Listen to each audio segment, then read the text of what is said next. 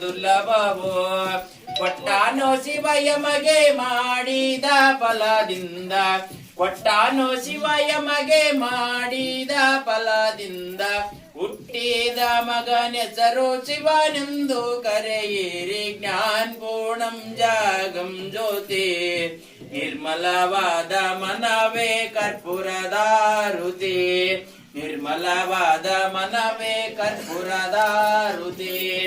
ಅರಹವಂ ತಚ್ಚಮ್ಯರಾರುಣೇ ಮಹೇಗಾದುಂ ಯಜ್ಞಾಯಾದುಂ ಯಜ್ಞಪತಯ ದೈವೇ ಸುಸ್ಥಿರತ್ನಃ ಸುಸ್ಥಿರ್ಮಾನಸೇಭ್ಯಃ ಊರ್ಧಿಂ ಜಿಗಾದ ವೇದಿತಂ ಜನ್ಮಾಸ್ತು ದ್ವಿಪದೇಶಂ ಚತುಷ್ಪದೇ ಅಚ್ಚಿವಾ ನಾಮ ರೂಪಾಭಿಂ ಯಾ ದೇವಿ ಸರ್ವಮಂಗಲಂ ತ್ರಯೋದುಂಡನಾಧಿಕಂ ತಾಂ ಸರ್ವತೋ ಜಯಮಂಗಲಂ ಜಯಮಂಗಲಂ ಜಯ ನಮಃ ಭಗವತೆ ಪತಿ ಶಿವಾರ ಮಹಾದೇವ. सद्गुरु श्री अड़विसिद्धेश्वर महाराज की जय, श्री वीरभद्रेश्वर महाराज की जय, श्री वरकुंदेरण्य महाराज की जय, श्री वीरांजनेय महाराज की जय, श्री सुगुरेश्वर महाराज की जय. जय मंगलम जय नमः पार्वती पति शिवार महादेव. ಓಕೆ, ಶಿವರಾತ್ರಿ ಹಬ್ಬದ ಆರ್ಥಿಕ ಶುಭಾಶಯಗಳು.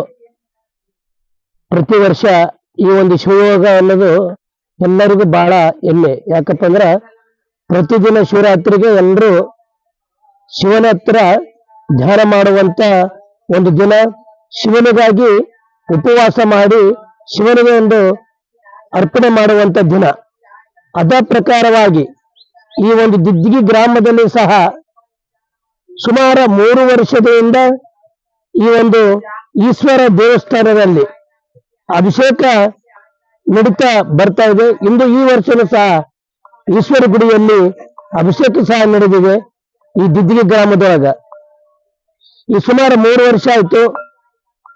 ಈ ಗುಡಿಗೆ ಸಿದ್ದಪ್ಪನ ಮಾನವಿ ಸಿದ್ದಪ್ಪ ಅವರು ಬಹಳ ಈ ಗುಡಿ ಭಕ್ತಾದಿಗಳು ಬಂದು ಆ ಗುಡಿಯನ್ನು ಸ್ವಚ್ಛತೆ ಮಾಡಿ ಆ ಪೂಜೆಗೆ ಅಲಂಕಾರ ಮಾಡುತ್ತಾ ಪ್ರತಿ ವರ್ಷನೂ ಸಹ ಈ ಗುಡಿಯ ಮೇಲೆ ಬಹಳ ಅವರು ನಂಬಿಕೆ ಇಟ್ಟಿದ್ದಾರೆ.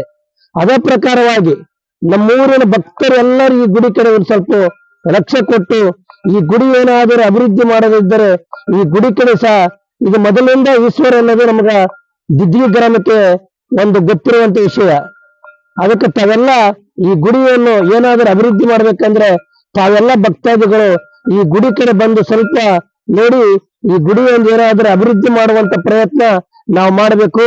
ಬರ ಶಿವರಾತ್ರಿ ಒಳಗಾಗಿ ಏನಾದರೂ ಒಂದು ಬೇರೆ ಗುಡಿಯನ್ನು ಒಳ್ಳೆ ವಿಶೇಷವಾಗಿ ಮಾಡುವಂತ ಪ್ರಯತ್ನ ದಿದ್ದಿಗಿ ಗ್ರಾಮದವರು ನಾವು ಮಾಡಬೇಕಾಗಿದೆ ಅಂತೇಳಿ ನಾನು ವಿನಂತಿಸಿಕೊಳ್ಳುತ್ತಾ ಇದ್ದೇನೆ.